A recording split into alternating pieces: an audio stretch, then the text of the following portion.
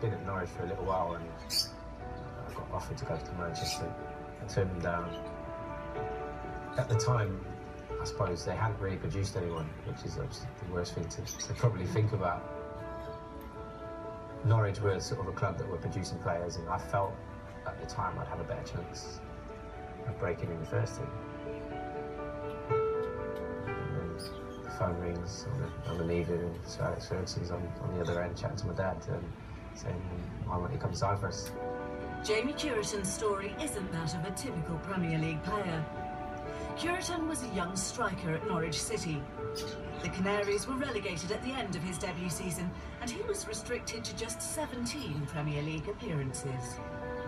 Before I knew it, it was obviously the Premier League was gone, and it's not until you grow up and you realise what you have. But I mean, it was great, but I just treated it as like, oh, this would be me for the next 15, 20 years. And obviously, you know, it soon gets taken away. I was always one of the type of players that, you know, wanted to stay very grounded. I was with my friends all the time. I'd go home and still play football with my friends. I didn't really grasp what I had, I suppose. Now 39 and at Dagenham and Redbridge, he's scored in each of England's 4 divisions and wants to continue playing, so much so his manager has to tell him to rest. Sometimes we do, yeah. You know, he's enthusiastic. He wants to score goals. You know, he's disappointed when he doesn't score, but he's got that appetite still. I mean, since I was a young kid, it's all I've enjoyed doing.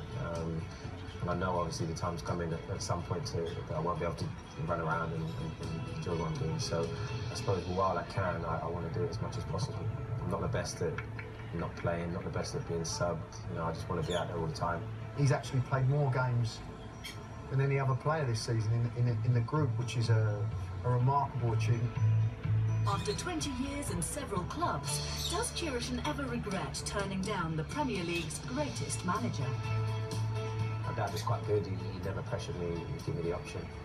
Obviously, then the year that I was involved in produced Man United's best product of youth players. So it's not so much a regret, but it would have been very nice to think what would I have done in amongst that group of very talented players.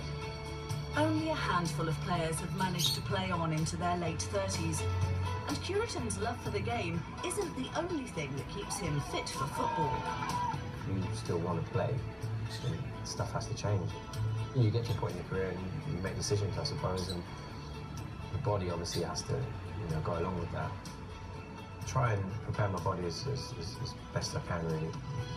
I've had to prepare my own food and just start bringing it in, really, just so I can eat. But these are all obviously a lot younger than me, and their bodies can carry it a bit easier. But I think once you get to 30 and above, and I suppose if you still want to keep playing, then you have to sacrifice something. Cureton's young at heart, but his teammates have a few nicknames to remind him of his age.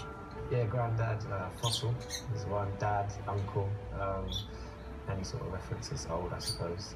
But I know it's all good fun. I mean, some of them are 18, 19, and I think a couple of them, when I made my debut, they when they were born. Clearly enjoying the banter in the dressing room. It could be more than nutrition and enthusiasm that are prolonging his career. That actual buzz, being around the boys, you know, the banter, obviously playing games, I don't think we can replace that too easily. They keep me young, I suppose, so it's nice. You know, he's refreshing. He's very, very refreshing to the players. Obviously, it's a big age gap, but I'm in a young man sort of sport, so you have to keep yourself on their sort of level. We get on very well. We do have a bit of banter. I mean, I look after the music, which obviously tells you something, and they're all quite happy with it. It's not just his teammates who are quick-witted. Cureton gives as good as he gets. Mainly just say, well, I'll come and see you when you're 39 and we'll have a look what you're doing. And I'm sure a lot of them will not be running around and kicking a football. I'd say probably some of you might retire before I do. Despite his stay in the Premier League being brief, there are still some fond memories for Cureton. He'll never forget his first goal.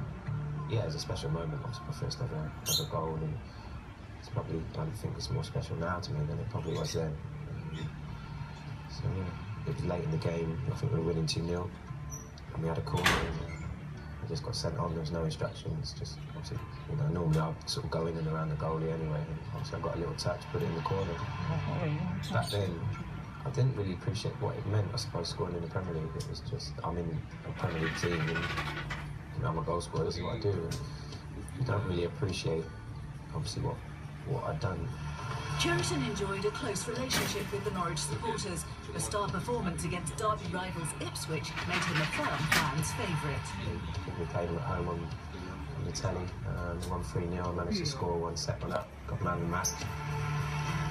Because I sort of grew up in Norwich, I had a lot of Norwich friends, just fans, so you got a lot of pressure put on you, and if you didn't win, and then you was out, you know, in and around the city after, they give you a bit of stick. You know, but thrown in a derby was great, and I think that put us 1-0 up. Yeah, it's one of my favourite goals, to be honest, just from going around the goalie and being at a real tight angle. It's a strange feeling because I know probably after the game I wouldn't have really took it in. I'd have just gone out, enjoyed it, and turned up for training the next day, and that would have sort of been it. Where now I really appreciate what I'm achieving. Where these are obviously probably to me really should be bigger achievements. Playing at the top level and scoring goals at 19 is obviously a big deal. Now in the twilight of his career, Cureton has one more target to hit before he hangs up his boots. He's got that enthusiasm to want to score goals, and he wants to hit 300 milestone. He keeps telling me. For me, I think it'll be 300 goals and maybe over 800 games. And you know, when I retire, if I've got those sort of stats behind me, I can look back and think I've had a very, very good career, I suppose.